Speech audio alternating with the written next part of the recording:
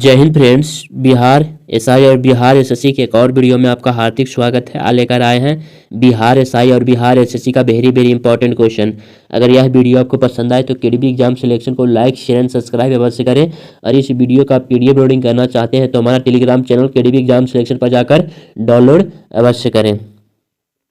और video start करने से पहले चैनल को लाइक शेयर एंड सब्सक्राइब जरूर कर दें और पिछले वीडियो नहीं देखें तो जाकर अवश्य देख लें। तो चलिए आज का पहला क्वेश्चन कह रहा है 218 नंबर कि आज़ाद हिंद फौज के संस्थापक थे।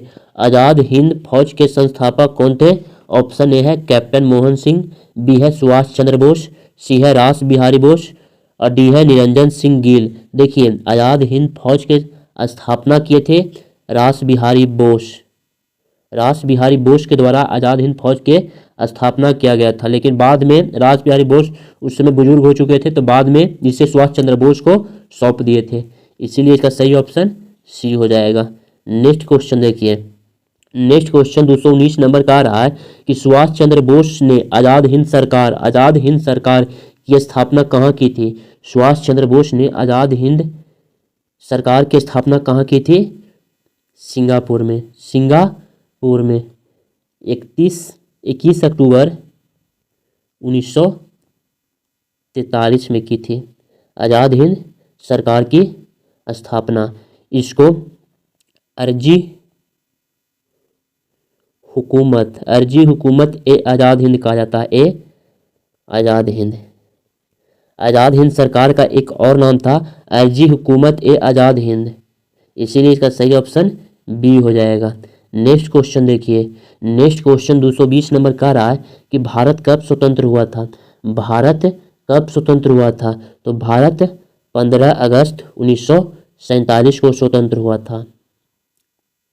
15 अगस्त 1947 को, इसीलिए इसका सही ऑप्शन ए हो जाएगा। नेक्स्ट क्वेश्चन देखिए। नेक्स्ट क्वेश्चन 221 नंबर का रहा है कि स्वतंत्र भारत के प्रथम गवर्नर जनरल थे। देखिए भारत स्वतंत्र हुआ था 1947 में और स्वतंत्र भारत के प्रथम गवर्नर जनरल कौन थे? Lord Mountbatten. ये 1947 में आए थे और 1948 तक रहे थे, 48 तक, इसीलिए इसका सही ऑप्शन डी हो जाएगा। अगर आपसे कहा जाता कि स्वतंत्र भारत के प्रथम भारतीय गवर्नर जनरल कौन थे तो वो चक्रवर्ती राजगोपालाचारी हो जाता। नेक्स्ट क्वेश्चन देखिए। नेक्स्ट क्वेश्चन 222 नंबर का रहा है कि स्वतंत्र भारत के प्रथम भारतीय गवर्नर जनरल थे तो कौन थे? चक्रवर्ती राजगोपालाचारी। ये गांधी जी के समधी थे, इसीलिए इसका सही ऑप्शन सी हो जाएगा।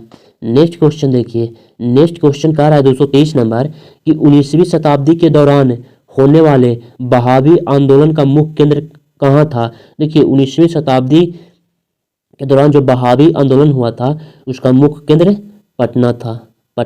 बिहार की राजधानी पटना, इसलिए इसका सही ऑप्शन ए हो जाएगा। नेक्स्ट क्वेश्चन देखिए। नेक्स्ट क्वेश्चन 224 नंबर का रहा है कि कबीर के गुरु कौन थे? देखिए कबीर के गुरु रामानंद थे। कौन थे? रामानंद, इसलिए इसका सही ऑप्शन बी हो जाएगा। नेक्स्ट क्वेश्चन देखिए। नेक्स्ट क्वेश्चन 225 नंबर का रहा है कि भक्ति को दार्शनिक आधार प्रदान करने वाले प्रथम आचार्य थे। भक्ति को दार्शनिक आधार प्रदान करने वाले प्रथम आचार्य कौन थे? तो वो थे शंकराचार्य, इसीलिए इसका सही ऑप्शन बी हो जाएगा। नेक्स्ट क्वेश्चन देखिए। नेक्स्ट क्वेश्चन 226 नंबर का रहा है कि निम्न में से किस नगर को सिराजे हिंद कहा जाता है? निम्न में से किस नगर को सिराजे हिंद कहा जाता है? तो वो जौनपुर को, इसीलिए इसका सही ऑप्शन सी हो जाएगा। नेक्स्ट क्वेश्चन देखिए। नेक्स्ट क्वेश्चन का रहा है 227 नंबर कि कृष्णदेव राय ने अमुक्त माल्यद ग्रंथ की रचना किस भाषा में की थी? अमुक्त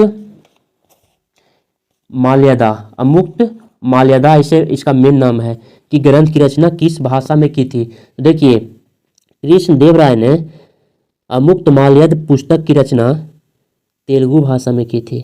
किस भाषा में? तेलुगु भाषा में। कृष्णदेव राय तुलु वंश का प्रतापी शासक थे।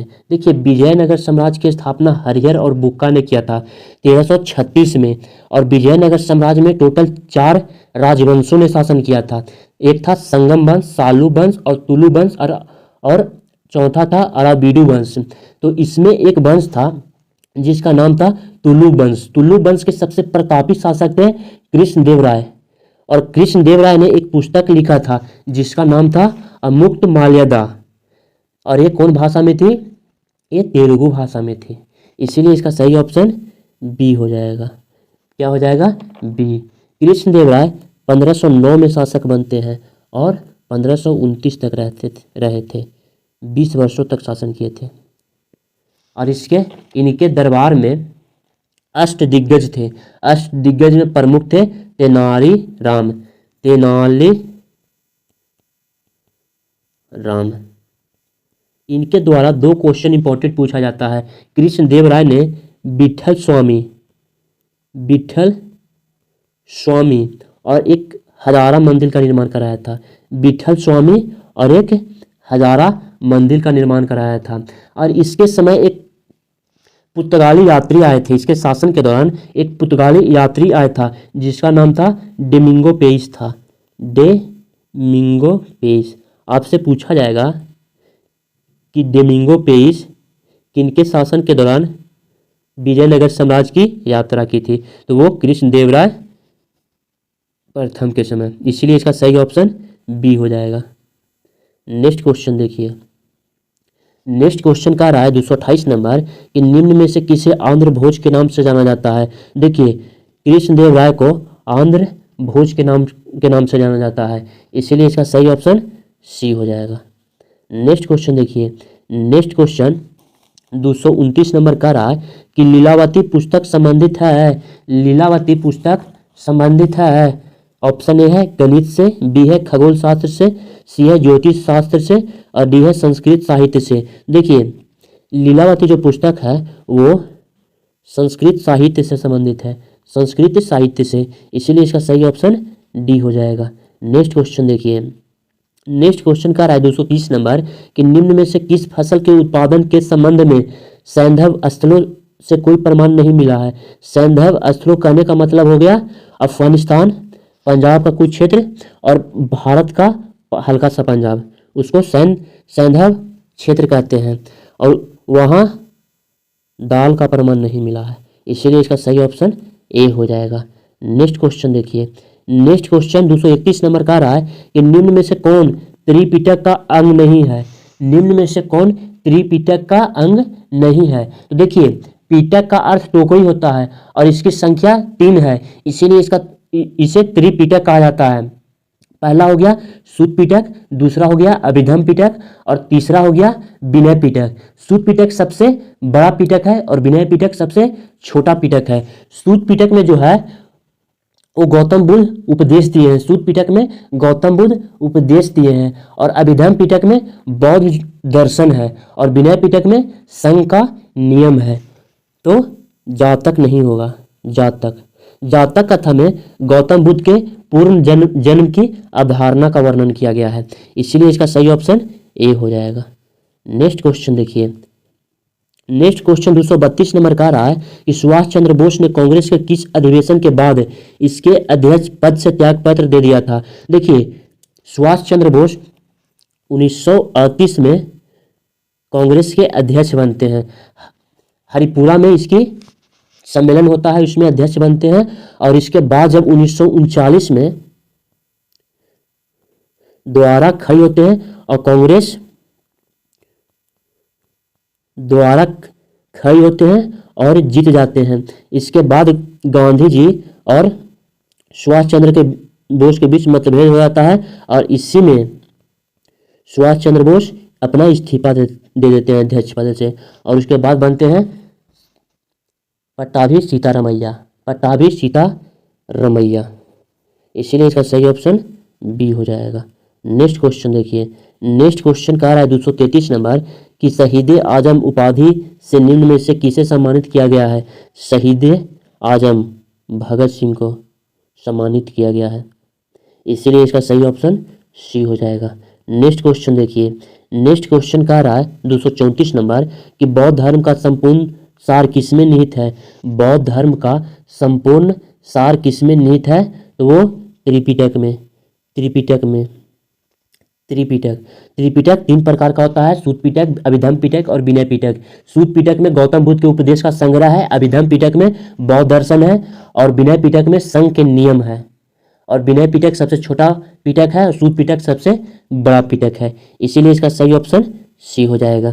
नेक्स्ट क्वेश्चन देखिए, नेक्स्ट क्वेश्चन का रहा है 235 नंबर कि ऋग्वैदिक समाज की सबसे छोटी इकाई थी। देखिए ऋग्वैदिक समाज की सबसे छोटी इकाई कौन थी, कुल थी, उसके बाद कौन थी, ग्राम थी, और इसके बाद विष थी, और इसके बाद जन थी, और उत्तर वैदिक काल में हो गया जनपद और फिर महाजनपद।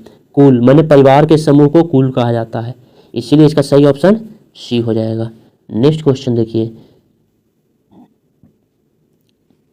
नेक्स्ट क्वेश्चन 236 नंबर का रहा है कि शिवाजी ने अपने राज्य की आय का मुख्य साधन निम्न में से किससे बनाया था। देखिए शिवाजी ने अपने राज्य की आय का मुख्य साधन चौथ को बनाया था। चौथ क्या था, चौथ पड़ोसी राज्य को सुरक्षा गारंटी के लिए शिवाजी चौथ लेते थे, मैंने आय का 1/4 भाग। और सरदेशमुख क्या था, आय का 1/10 भाग लेते थे अपने राज्य से, इसीलिए इसका सही ऑप्शन डी हो जाएगा। 2 कर था शिवाजी के साम्राज्य में, चौथ और सरदेशमुख। चौथ आय का 1/4 भाग, सरदेशमुख आय का 1/10 भाग, इसीलिए इसका सही ऑप्शन डी हो जाएगा। अगर यह वीडियो आपको पसंद आए तो केडीबी एग्जाम सिलेक्शन को लाइक शेयर एंड सब्सक्राइब अवश्य करें। जय हिंद।